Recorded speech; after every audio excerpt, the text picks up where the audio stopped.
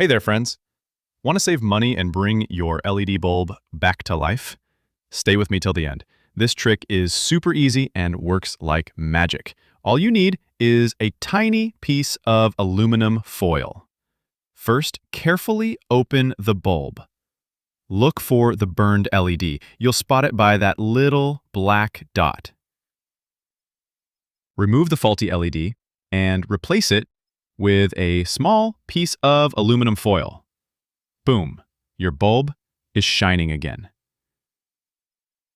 If you found this helpful, smash that like button and subscribe for more smart home repair tips.